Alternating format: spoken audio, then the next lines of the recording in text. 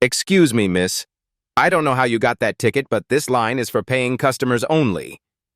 Gate agent Brad Mitchell's voice dripped with contempt as he physically blocked Dr. Camille Washington's path with his body. His eyes swept her navy Armani suit with obvious disdain. He smirked at her $3,000 leather briefcase like it was a fake knockoff. Let me guess, Brad continued, loud enough for the entire gate area to hear. Someone gave you that boarding pass? Maybe you found it. He tapped his clipboard directly against her chest, pushing her backward. The charity line is over there, sweetheart. Economy boarding starts in 20 minutes, Brad announced loudly. Heads turned, phones lifted. A teenager named Zara hit a record. Camille adjusted the small badge on her jacket lapel, barely visible, Federal blue and gold. She checked her Patek Philippe watch. 6:47 p.m. Have you ever held the power to change everything while being treated like you were nothing? Camille's jaw tightened, but her voice remained steady. There's no misunderstanding. This is my seat. She held up her boarding pass, 1A first class. The gold elite status symbol gleamed under the harsh terminal lights. Brad snatched the pass, examining it like a detective studying evidence. Janet, he called over his supervisor with theatrical urgency. We've got a situation here. Janet Cross materialized beside him, her polyester uniform stretched tight across her frame.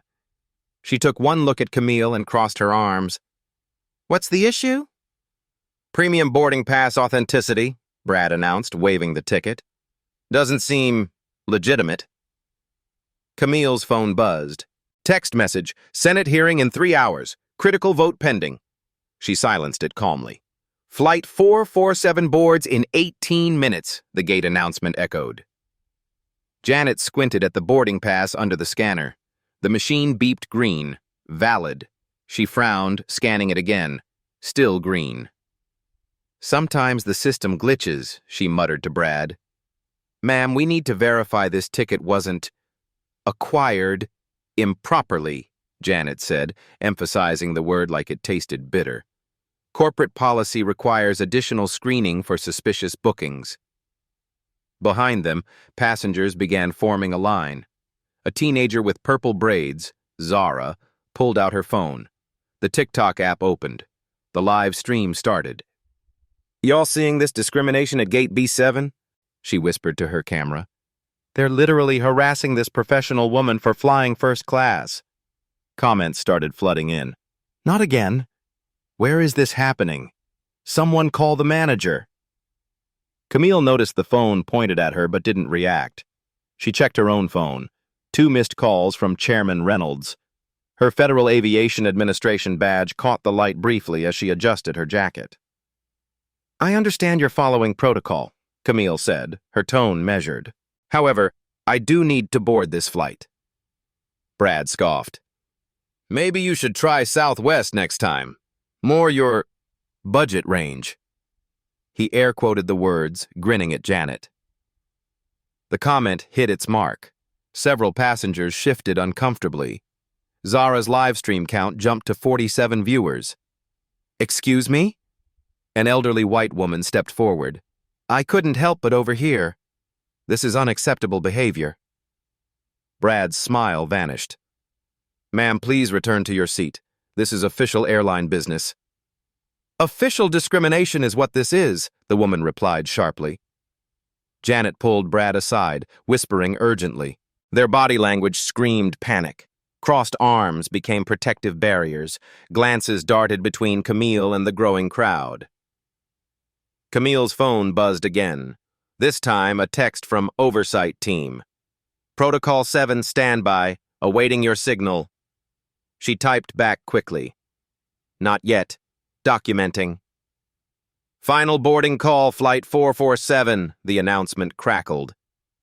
12 minutes left, Janet announced unnecessarily loudly. We're just ensuring passenger safety through proper verification procedures. Zara's live stream hit 156 viewers. Comments poured in faster. This is racial profiling. Get their names. Corporate needs to see this. Look, Brad said, his voice taking on a fake, sympathetic tone. These people always try to game the system. We've seen it before. Fake tickets, stolen miles, credit card fraud. The words hung in the air like toxic smoke. Every passenger within 20 feet heard them. Phones lifted higher, more recordings started. Camille opened her briefcase, a small action that somehow commanded attention. Inside, leather dividers held documents with government seals, a federal ID badge, a tablet with official logos. She pulled out a small recording device, no bigger than a pen, and set it on the counter. The red light blinked steadily. For the record, she said quietly, today is October 18th, 2024. Time is 6:52 p.m. Location is Denver International Airport, Gate B7. Present are Gate Agent Brad Mitchell, Supervisor Janet Cross, and approximately 40 witnesses. Brad's confident smirk faltered. What are you doing? Documenting this interaction, Camille replied. Please continue with your verification procedures. Janet grabbed Brad's arm, pulling him 2 steps away. Their whispered conversation grew heated. Hand gestures became more frantic. Security to Gate B7, Janet announced into her radio. We have an uncooperative passenger. The words, uncooperative passenger, sent a chill through the waiting area. Everyone knew what happened to uncooperative passengers, especially black ones. Camille remained perfectly still. She checked her watch, a Patek Philippe that cost more than Brad's annual salary. Her phone showed 17 missed calls now, all from numbers with .gov extensions. Zara's live stream exploded to 891 viewers. She'd tagged the airline's official account. Comments became a digital roar. This is going viral. Someone identify these employees. We see you, sister. Stay strong. Airport security is en route, Janet announced with false authority. Ma'am, I'm going to need you to step away from the gate area. Camille's phone rang. She glanced at the caller ID. Senator Martinez, Commerce Committee. She declined the call, sent a text instead. Delay hearing 30 minutes, gathering evidence. The response came immediately. Evidence of what? Camille's fingers moved across the keyboard. Title VII violations in progress. Real-time documentation required. Flight 447 final boarding call. All passengers should be on board. 8 minutes remaining. The crowd grew larger. Passengers from other gates wandered over. Someone had shared Zara's live stream on Twitter. The airline's social media mentions began climbing. Brad straightened his tie, trying to regain composure. Ma'am, for the final time, please proceed to the appropriate boarding area. And where exactly is that? Camille asked. Economy, coach. The back of the plane, he said slowly, like speaking to a child. Where you belong. The words crystallized in the air. Pure, undiluted racism. No coded language, no plausible deniability. Zara's live stream hit 1,247 viewers. Camille smiled for the first time since arriving at the gate. Not a pleasant smile, not a friendly smile. The smile of someone who'd just been handed exactly what they needed. Heavy footsteps echoed across the terminal. Airport security officer David Martinez approached, his hand resting casually on his radio. Unlike Brad and Janet, his expression showed no malice, just weariness. What seems to be the problem here? Martinez asked, his tone professional but tired. Before anyone could answer, a new voice cut through the tension. I'm Robert Sterling, gate manager. A man in an ill-fitting suit strode over, confidence radiating from every step. Officer Martinez, we need this individual removed from the boarding area. Martinez frowned. Removed for what? Disrupting airline operations, Sterling replied without missing a beat. Refusing to comply with security procedures. Camille hadn't moved from her position, hadn't raised her voice, hadn't touched anyone. Yet somehow, she was the disruptor. Ma'am, Martinez said gently, is there somewhere else you can wait while this gets sorted out? Flight 447, gate closing in 6 minutes, the announcement blared. Camille's phone exploded with notifications. Her lock screen showed 23 missed calls from Chairman Reynolds, key texts from Senate Commerce Com 45, WhatsApp messages from FAA Crisis Team. She opened one text. Camille, vote delayed until 8 p.m. Where are you? Chairman. Her fingers moved quickly. Delayed by discrimination incident, documenting federal contractor violations in real time. The response came in seconds. Are you serious? Dead serious. This could change everything. Zara's live stream had exploded to 3,200 viewers. The comment section moved too fast to read. Make this go viral. Tag every news station. Someone called Al Sharpton. This is exactly why we can't have nice things. Sterling noticed the growing crowd and the phones. His corporate instincts kicked in. Ladies and gentlemen, please disperse. This is a private security matter. An older black woman stepped forward. Private? Half the airport is watching. Nothing private about public discrimination. Ma'am, please return to your gate, Sterling demanded. This is my gate, she replied, holding up her boarding pass. 1B, first class, right next to where this young lady should be sitting. More passengers joined the circle. A white businessman in an expensive suit, a Latina mother with 2 children, a young Asian man with a military haircut. The children stared with wide eyes, witnessing America in real time. This is getting out of hand, Janet whispered to Brad. Maybe we should just let her board. Absolutely not, Sterling interjected. We don't negotiate with troublemakers. Martinez looked increasingly uncomfortable. 23 years on the force had taught him to recognize when situations were about to explode. Look, why don't we all take a step back? No stepping back, Sterling interrupted. Officer Martinez, I need you to escort this woman from the terminal. She's been asked to leave multiple times. Actually, Martinez said slowly, I haven't heard anyone ask her to leave. I heard complaints about ticket verification. Sterling's face reddened. I'm asking now. She's trespassing. Camille spoke for the first time in several minutes. Officer Martinez, I'd like to clarify something. I haven't refused to comply with any legitimate security procedures. I've offered my boarding pass, my identification, and my full cooperation. Her voice carried across the gate area. Clear, calm, authoritative. What I haven't done is accept false accusations or submit to discriminatory treatment prohibited under federal law. Sterling laughed, a harsh, ugly sound. Federal law? Lady, this is private property. We have the right to refuse service to anyone. Not anyone, Camille replied quietly. Federal contractors have specific obligations regarding discrimination. Title VII, Civil Rights Act, Federal Aviation Regulations, Part 139. The legal terms hung in the air like incantations. Most passengers didn't understand them, but they understood the tone, the confidence, the precision. Sterling's laugh died. Are you threatening to sue us? I'm stating facts, Camille replied. Her phone buzzed again. Text from Oversight Team. Live stream tagged us, 4.7K viewers, CNN picked it up. Orders? Camille typed quickly. Stand by. Let it play out. Zara's live stream had indeed hit 4,700 viewers. Someone had cross-posted to Instagram. Another person shared it on Facebook. The airline's Twitter mentions climbed past 300. Flight 447, final call. The gate closes in 3 minutes.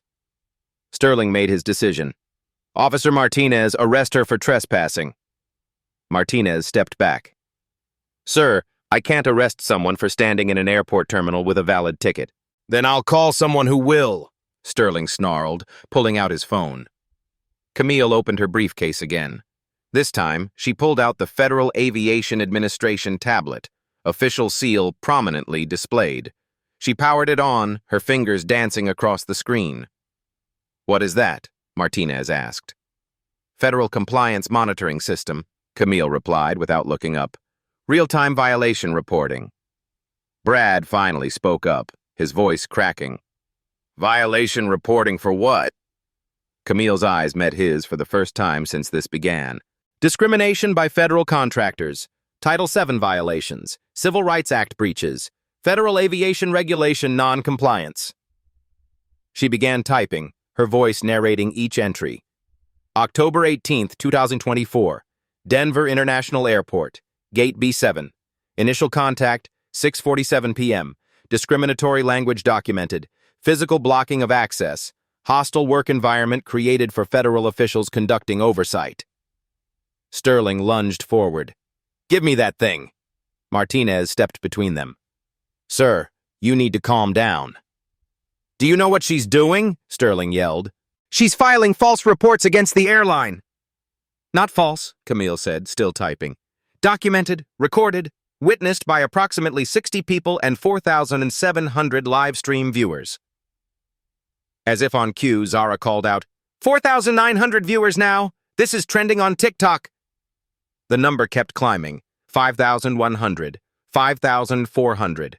Social media algorithms had caught the scent of controversy. Sterling's phone rang. He answered with shaking hands. Sterling here. What? How many news outlets? Christ. No, it's not under control. He hung up, sweat beading on his forehead. Corporate headquarters wants a full report. Now. Camille saved her work on the tablet, then looked up at the assembled crowd. Passengers, airline employees, security, social media. All eyes on her. Ladies and gentlemen, she announced, I want to thank you for witnessing this interaction. Your presence has been invaluable. She stood slowly, gathering her belongings with deliberate precision. Officer Martinez, am I free to board my flight now? Martinez looked at Sterling. Sterling looked at his phone, still ringing with calls from corporate. Janet and Brad looked at each other with growing panic. Final boarding call, Flight 447. The gate closes immediately. 2 minutes past official close time. The plane's engines could be heard spinning up. Through the window, passengers could see the jet bridge beginning to pull away. Sterling made his last desperate play. The flight is closed. Gates closed. You missed it because of your behavior. Camille smiled again. That same dangerous smile. Actually, Mr. Sterling, federal regulations require airlines to accommodate federal officials on official business, even when delays are caused by discriminatory treatment. She pulled out her Federal Aviation Administration badge. No longer hidden, no longer subtle. The gold eagle gleamed under the terminal lights. My name is Dr. Camille Washington, Director of Compliance Oversight, Federal Aviation Administration. And this flight? This flight waits for me. The gate area fell silent except for the hum of fluorescent lights and Zara's whispered live stream commentary. Y'all, I think we just witnessed something historic. The number on her screen ticked over. 6,000 viewers and climbing. The silence stretched for exactly 7 seconds. Then chaos erupted. Sterling's face drained of all color. Janet's hands flew to her mouth. Brad stepped backward like he'd been slapped. Officer Martinez straightened his posture unconsciously. A lifetime of respecting federal authority kicking in. Federal Aviation Administration? Martinez asked, his voice barely above a whisper. Camille held up her credentials, not the small badge that had been hidden on her lapel. The full leather wallet with gold eagle, official photograph, and government seal. Director of Compliance Oversight, Western Region, badge number 4471. The leather credential holder caught the light as she held it steady. Every passenger within 30 feet craned their necks to see. Phones zoomed in. Zara's live stream chat exploded. Oh my God, she's federal! They're so screwed. This is better than a movie. Sterling fumbled with his phone, speed dialing someone. Code red, he hissed into the receiver. We have a federal official. Yes, the federal aviation official. I don't know how we... She didn't say anything. But Camille had said something. She'd been saying something all along, the legal terms, the federal regulations, the compliance monitoring. They just hadn't been listening. Brad found his voice first, stammering, "Dr. Washington, we didn't know." There was no identification shown. "I showed my boarding pass," Camille replied calmly. "I provided my full cooperation. I stated I needed to board this flight. What I didn't do was announce my federal position because this was supposed to be routine travel." She paused, letting that sink in. However, when federal contractors engage in discriminatory behavior, routine travel becomes an official investigation. Camille opened her FAA tablet fully now, no longer hiding the screen.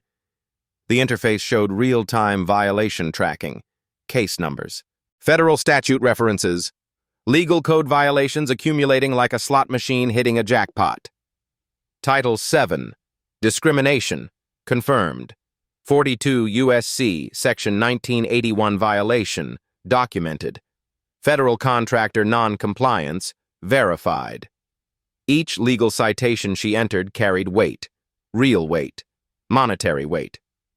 Martinez leaned closer, reading over her shoulder. His police training had taught him to recognize federal systems. This wasn't fake. This wasn't a theater.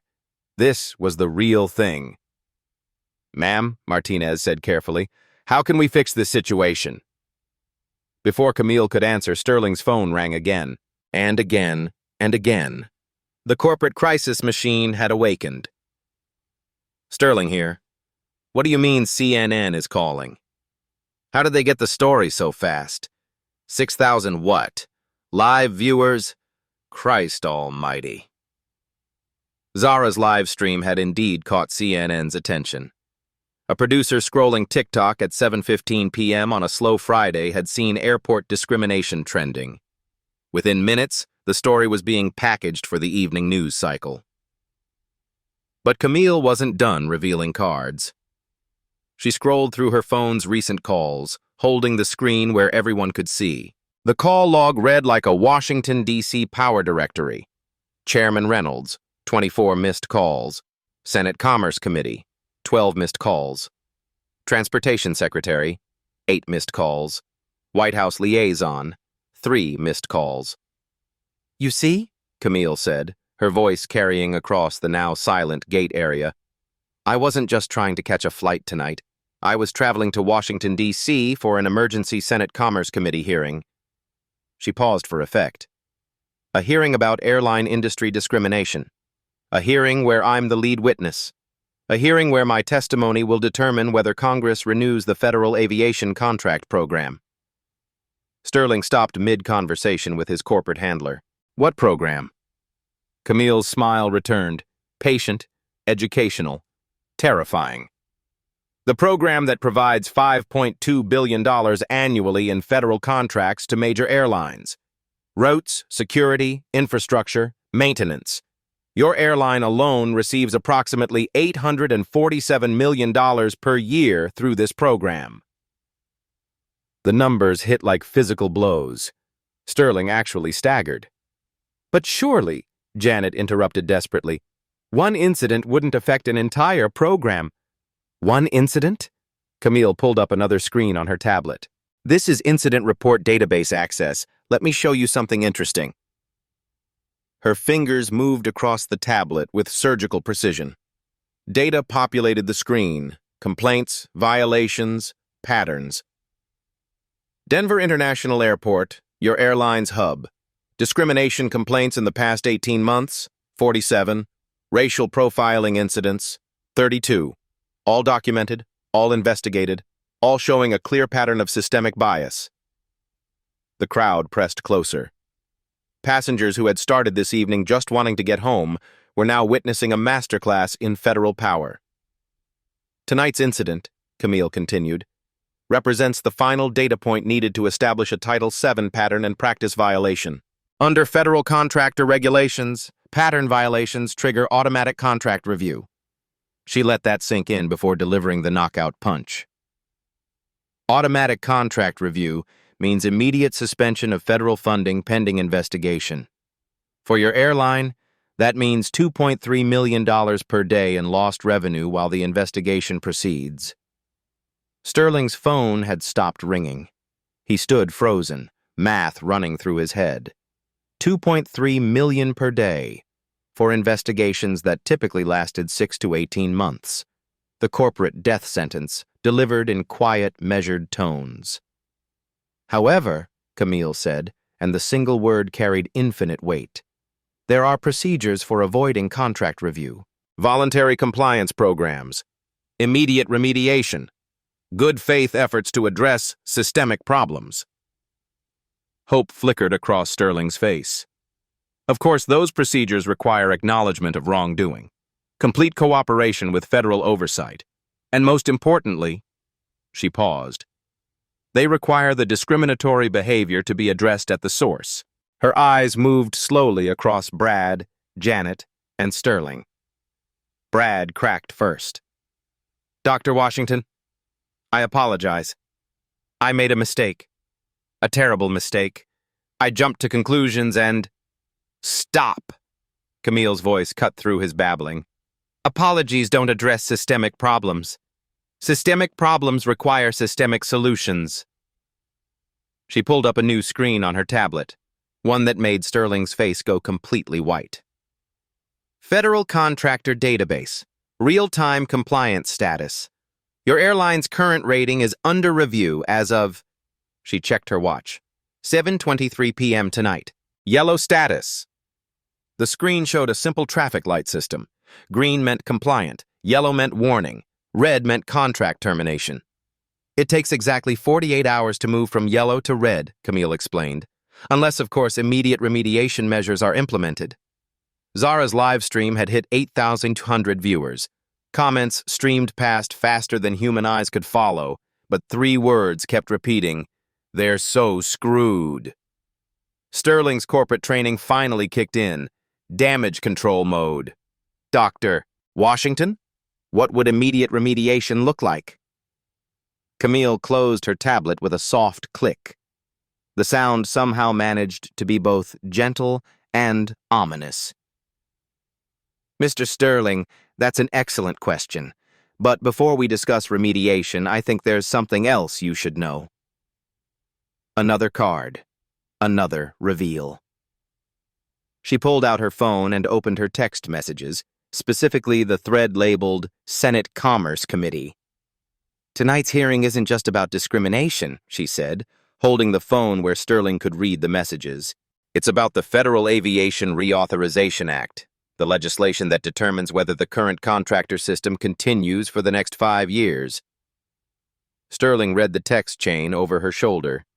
Chairman, how strong is your discrimination evidence? Camille, strong enough to change the entire industry. Chairman, good. We need ammunition for the reform provisions. Camille, you'll have it. Real-time documentation.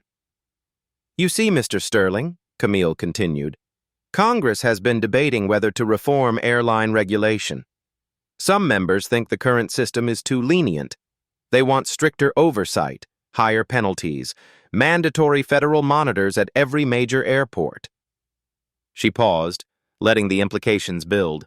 Others think the current system works fine with minor adjustments. The vote tonight determines which side wins. And my testimony, based on real incidents, real data, real discrimination, will likely be the deciding factor. Sterling understood. He was staring at a woman who could reshape the entire airline industry with a single congressional testimony. A woman his employees had just discriminated against while it was being live-streamed to thousands of people. Now, Camille said, closing her phone, shall we discuss immediate remediation? Or would you prefer I catch the next flight to Washington and deliver my testimony exactly as originally planned? The choice was clear. Comply or die. Sterling looked at Brad and Janet, the 2 people who had just handed a federal official the ammunition she needed to destroy their industry. What do you need from us? He asked quietly. Camille checked her watch. 7:27 p.m. The Senate hearing had been delayed until 8:30 p.m. to accommodate her travel. She had time for one more reveal. Before we discuss terms, she said, opening her briefcase one final time, I should mention that this entire interaction has been recorded not just by social media, but by federal surveillance equipment. She pulled out a device no bigger than a smartphone, but with official government markings. Federal Aviation Administration Field Recording Unit. Every word, every gesture, every discriminatory action has been documented according to federal evidence standards. This recording will be entered into the official case file and presented to Congress as Exhibit A. The final card was played. The hand was over. Brad, Janet, and Sterling stood looking at a woman who had just demonstrated the difference between power and authority. They had power. The power to deny boarding, to call security, to make demands. She had authority. The authority to end careers, terminate contracts, and reshape industries. "Now," Camille said, her voice returning to its original calm tone, "let's discuss how we fix this. All of this." Zara's live stream hit 9,500 viewers. The revolution would be digitized. The final card was played. The hand was over. But Camille wasn't finished. She looked directly at the live stream camera in Zara's hands. "Ladies and gentlemen watching at home, what you've witnessed tonight represents something larger than one incident. This is about systemic change." Her voice carried the authority of someone who understood power at its deepest level. Every federal contractor, airlines, defense companies, healthcare systems, operates under the same regulations I enforce. Title VII doesn't just apply to airlines. It applies everywhere federal money flows. She gestured to the crowd of passengers, all recording, all witnessing. Your documentation tonight, your social media posts, your willingness to stand up and say, "This is wrong," that creates the pressure that forces institutional change. Sterling's phone buzzed with another call. This time, he looked at the caller ID and his face went ashen. "Board of Directors," he whispered to Janet. Camille noticed his reaction. "Mr. Sterling, I assume your board is calling about stock price impact? Social media tends to affect markets quickly these days." She was right. Zara's live stream had been shared across multiple platforms. #Airline discrimination was trending on Twitter. The airline stock had dropped 1.2% in after-hours trading, a $47 million market cap loss in under an hour. "Washington," Sterling said, his voice barely steady. "What happens next?" Camille closed her briefcase with deliberate precision. "What happens next, Mr. Sterling, depends entirely on your airline's commitment to change. Real change. Systemic change." She checked her watch one final time. "I have a Senate hearing in 53 minutes, a hearing where I'll testify about exactly this type of discrimination. The question is, will tonight's incident be cited as evidence of an industry that refuses to change, or as an example of an airline that chose to lead by implementing immediate reforms?" The choice crystallized in the air between them.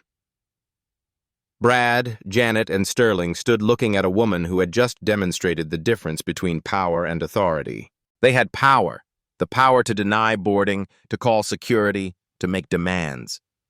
She had authority, the authority to end careers, terminate contracts, and reshape industries. Officer Martinez stepped forward. "Dr. Washington, is there anything else you need from airport security?" "Actually, yes," Camille replied. "I'd like this incident documented in your official report.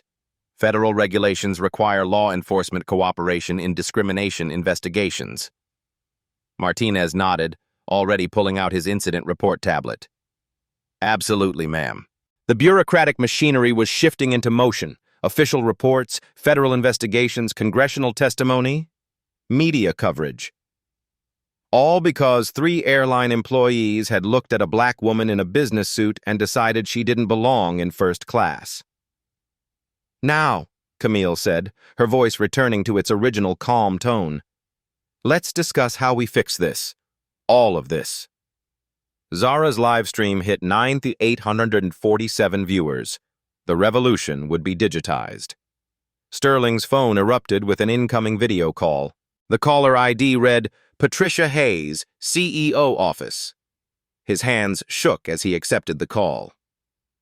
Patricia Hayes materialized on the screen, sharp suit, sharper expression, and the barely controlled fury of someone watching their company's reputation implode in real time.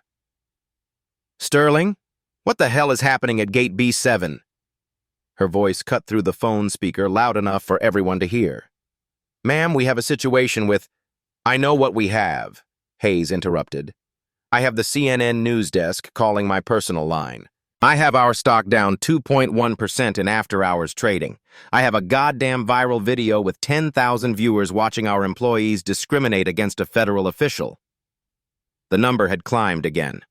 Zara mouthed 10,300 to her camera. Hayes continued. "But most importantly, Robert, I have our general counsel telling me we're about to lose our federal aviation contracts. Contracts worth $847 million annually. So I'll ask again, what the hell is happening?" Camille stepped into the phone's camera view. "Ms. Hayes, I'm Dr. Camille Washington, Federal Aviation Administration. Perhaps I can clarify the situation." Hayes's expression shifted from anger to something approaching terror. "Dr. Washington, we've heard your name in industry meetings." "I'm sure you have," Camille replied calmly. "Ms. Hayes, your employees have created a situation that requires immediate corporate response. We have documented Title VII violations, federal contractor non-compliance, and a pattern of discriminatory behavior." Behind the phone, Camille could see other executives gathering in Hayes's office. Crisis mode, emergency meetings, damage control teams assembling. "What are your requirements for resolution?" Hayes asked, cutting straight to business.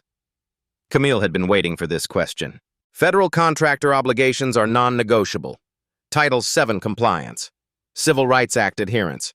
Immediate remediation of discriminatory practices." She paused, letting the legal weight settle.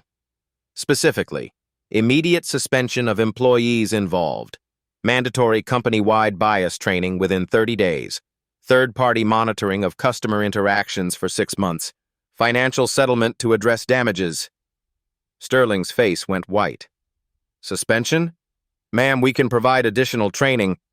"Mr. Sterling," Camille interrupted, "you called for my arrest for trespassing in an airport terminal while I held a valid first-class ticket.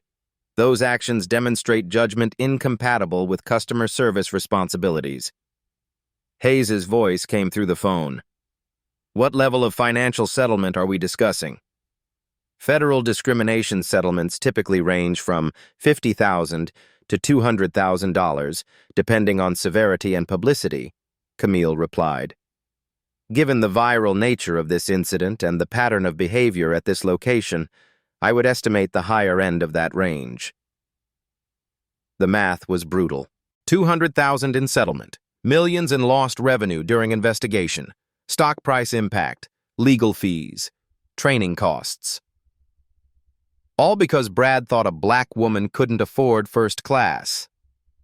"Dr. Washington," Hayes said carefully, "what happens if we implement your requirements immediately?"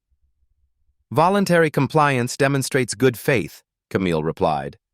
"It shows federal regulators that your company takes discrimination seriously.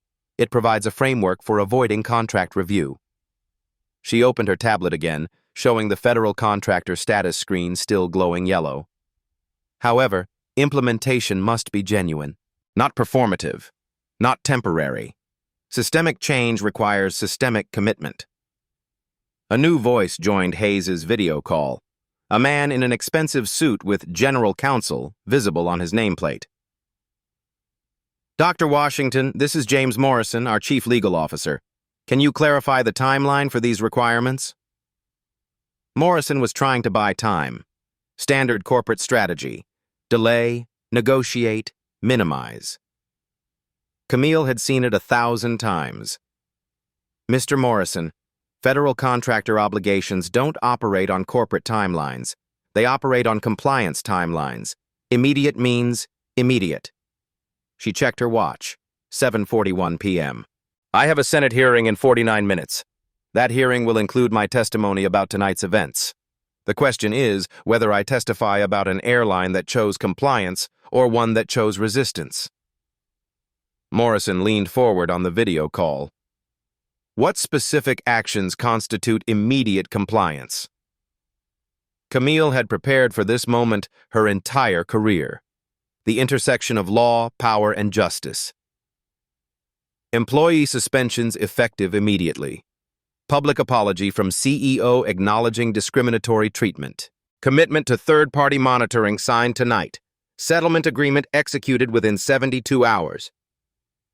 The demands weren't just legal requirements. They were corporate humiliations, public accountability, admissions of guilt that would follow the company forever. Hayes conferred with her team off-camera. Hushed voices, rapid calculations, risk assessments. Sterling tried one last desperate gambit.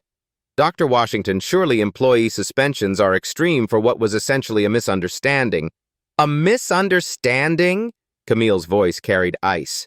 Mr. Sterling, your employee told me this section was for legitimate passengers. He suggested I try Southwest because it was more in my budget range. He called me sweetheart and pushed me with his clipboard. She gestured to Zara's still recording phone. 10,000 people watched your staff discriminate against a federal official. There's no misunderstanding here. There's only accountability. Hayes returned to the camera. Dr. Washington, we accept your compliance requirements. Full implementation beginning tonight. Morrison pulled out a legal pad, taking notes. Employee suspensions effective immediately. CEO public apology within 24 hours. Third-party monitoring agreement signed tonight. Settlement negotiations begin tomorrow. Excellent, Camille replied. Mr. Morrison, I'll need those commitments in writing. Email to my federal address within 1 hour. She pulled out a business card. Official Federal Aviation Administration letterhead. Gold Eagle seal. Failure to meet any timeline results in automatic contract review initiation. Contract review means suspension of federal funding pending investigation. For your airline, that represents $2.3 million in daily revenue loss. The nuclear option. The corporate death sentence. Hayes nodded grimly. Understood, Dr. Washington. Is there anything else required for compliance? Camille looked at Brad, Janet, and Sterling, 3 people whose discriminatory actions had just cost their company millions of dollars and forced industry-wide changes. Actually, yes. Implementation must include executive accountability. Leadership that allows discriminatory cultures bears responsibility for discriminatory actions. Hayes understood immediately. Mr. Sterling will be reassigned pending internal review. We'll conduct a full investigation of gate operations at this location. Sterling's career was over. 20 years with this company, destroyed by 40 minutes of discrimination. Finally, Camille said, your airline will participate in federal best practices development. The policies we create together will become the industry standard for all federal contractors. It was the ultimate victory, not just stopping discrimination at one airline, but creating new standards for the entire industry. Hayes nodded. We'll cooperate fully with federal best practices development. Camille closed her tablet with satisfaction. Excellent. Mr. Morrison, I expect your compliance documentation within 1 hour.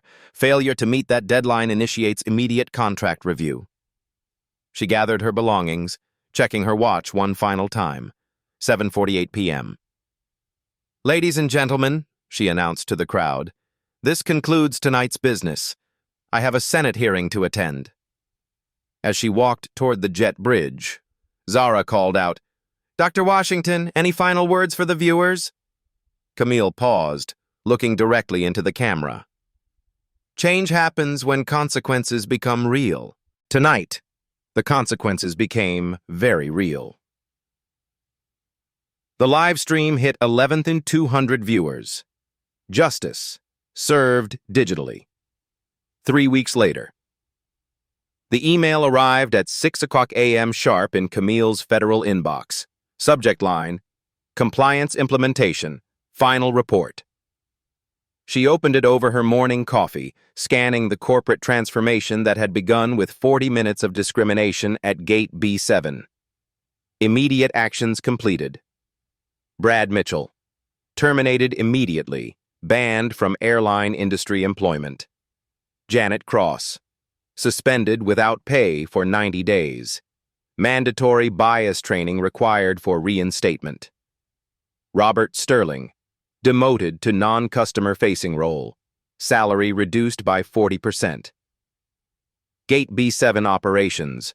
Complete staff restructuring with diversity-focused hiring. The airline had moved fast, faster than Camille had expected. CEO Patricia Hayes' public apology had aired on every major network. Full-page newspaper advertisements in USA Today, Washington Post, and Wall Street Journal. The message was clear. We failed. We're changing.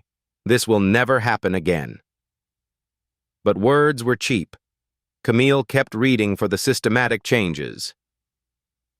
Company-wide reforms implemented, dignity protocol, zero-tolerance discrimination policy with immediate termination consequences, real-time bias reporting app. Passengers can report discriminatory treatment instantly, AI-powered interaction monitoring. Customer service conversations recorded and analyzed for bias patterns. Quarterly sensitivity audits. External consultants evaluate staff behavior and company culture. Executive compensation restructure. 20% of leadership bonuses now tied to diversity and inclusion metrics. The technological solutions impressed her most. The airline had invested $2.3 million in monitoring systems, exactly what they would have lost in one day of federal contract suspension. Financial accountability. Settlement to Dr. Washington, $175,000, donated to National Association for the Advancement of Colored People Legal Defense Fund. Diversity training investment, $1.8 million company-wide. Third-party monitoring costs, $500,000 annually for 3 years. Public relations rehabilitation, $3.2 million in advertising and community outreach. Total cost of 40 minutes of discrimination, $7.6 million and counting. Camille's phone buzzed with a text from Zara, the teenager whose live stream had started everything. Dr. Washington, my video hit 2.8 million views. I'm getting college scholarship offers for digital activism. Thank you for showing me what real power looks like. The ripple effects continued expanding. Industry-wide transformation. The Washington Protocols, named after Camille's Senate testimony, had become federal law. Every airline receiving federal contracts now operated under enhanced discrimination reporting requirements. Mandatory bias training every 6 months. Federal monitor presence at major hub airports. Pattern discrimination penalties. 3 verified incidents equals automatic contract review. Passenger Bill of Rights with explicit anti-discrimination language. Technological innovation. The monitoring systems developed for this airline became the industry standard. Real-time discrimination detection using voice analysis, behavioral pattern recognition, and instant escalation protocols. Other industries took notice. Hotels, restaurants, retail chains, any business serving the public began implementing similar systems. Cultural impact. Harvard Business School added the case to their curriculum. Systemic change through individual accountability, the Gate B7 incident. The lesson plan emphasized 3 key points. Documentation defeats discrimination. Federal leverage creates lasting change. Individual courage can transform entire industries. Personal transformation. Officer Martinez, the airport security guard who had shown professional restraint, received a commendation and promotion. His body camera footage became training material for law enforcement nationwide. The elderly white woman who had spoken up for Camille started a nonprofit, Bystander Intervention for Social Justice, teaching people how to safely support discrimination victims. Even some airline employees had transformed. Janet Cross, after completing her suspension and bias training, became an internal advocate for inclusive customer service practices. Legislative victory. Camille's Senate testimony had provided the evidence needed for the Federal Aviation Reauthorization Act amendments, new laws requiring annual discrimination audits for all transportation companies, whistleblower protections for employees reporting bias, consumer transparency, public reporting of discrimination complaint statistics. The vote had passed 67 to 33, bipartisan support for accountability. Ongoing monitoring.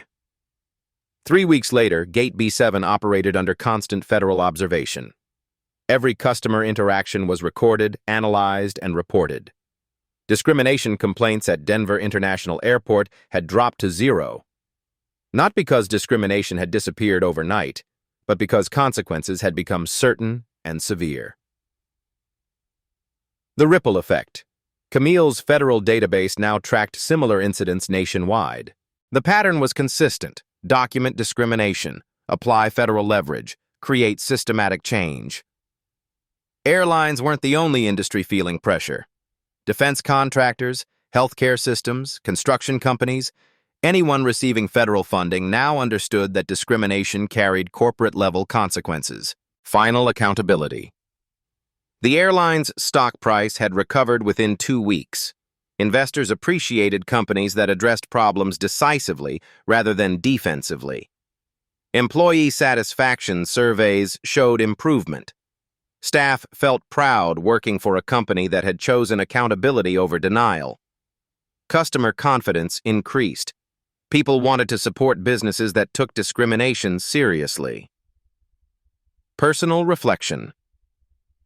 Camille filed her final report on the incident, noting one crucial detail. The power had always been there.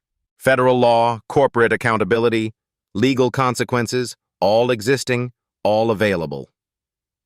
What had been missing was the will to use it. 40 minutes of public discrimination had provided that will. The transformation was complete, systematic, permanent. 6 months later.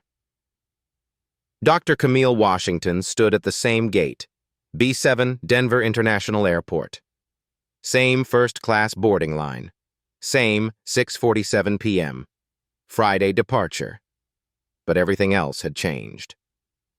The gate agent, a young Latina woman named Sophia, smiled genuinely as passengers approached.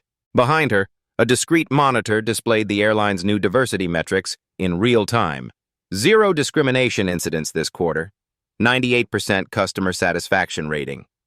"Good evening, Dr. Washington," Sophia said, recognizing her from the mandatory training videos all staff now watched. "Welcome aboard. Your seat is ready whenever you are." No questions about ticket authenticity. No suspicious glances. No coded language. Just professional service. The way it should have been 6 months ago. Camille noticed the small changes that revealed bigger transformations. The dignity protocol poster on the wall, the bias reporting QR code next to every gate, the diverse faces among airline staff at every position, not just cleaning crews and baggage handlers, but managers, pilots, customer service representatives. These weren't token gestures. They were fundamental shifts in how business operated.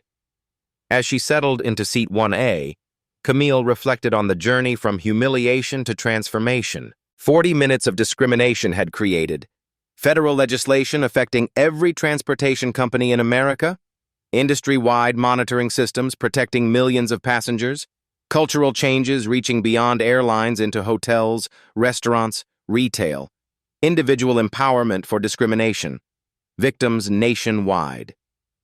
But the most important change was harder to measure. People now understood that consequences were real. Corporate executives knew that discrimination carried corporate-level costs. Employees knew that bias training wasn't optional sensitivity theater. It was career survival. Customers knew they had power to document, report, and demand accountability. The balance had shifted. Camille's phone buzzed with a message from Zara, now a freshman at Howard University studying digital activism. "Dr. Washington, I just taught a workshop on documentation as resistance. 20 students learned how to record discrimination incidents safely. The ripples keep spreading. Another message, this one from Officer Martinez. Ma'am, thought you'd want to know. Our new bystander intervention training prevented 3 discrimination incidents this month. People are speaking up now. Thank you for showing us what courage looks like. The legacy continued growing. These weren't isolated incidents anymore. They were touching stories of individual transformation, creating systematic change. Real-life stories of people finding their voices, demanding dignity, creating accountability. Black stories that had always existed but were finally being heard, documented, and acted upon. Life stories that demonstrated how one person's courage could reshape entire industries. As the plane taxied toward takeoff, Camille opened her laptop to review the federal discrimination database. The numbers told the story. Airline discrimination complaints, down 73% nationally. Federal contractor violations, down 68% across all industries. Successful discrimination prosecutions, up 156%. Corporate diversity investments, up 234%. Data-driven transformation. Measurable progress. Sustainable change. The plane lifted off, carrying Camille toward another Senate hearing, another opportunity to strengthen civil rights protections, another chance to ensure that what happened at Gate B7 never happened again. But the real work happened on the ground. In airports, offices, restaurants, hotels, everywhere people interacted with power structures that had historically protected discrimination. The real work was done by ordinary people who chose to document, speak up, and demand better. Your voice matters. Your witness matters. Your courage matters. Have you experienced discrimination? Share your story in the comments below. Document everything. Report it. Don't let it disappear into silence. Subscribe to Black Soul Stories for more accounts of resilience, resistance, and transformation. Hit that notification bell, because every story shared is a step toward justice. Share this video with someone who needs to see their power. Tag us in your stories of standing up to injustice. We amplify voices. We create change. We build the world we want to live in. One story at a time. One witness at a time. One victory at a time. This is how change happens. This is how it starts. With you.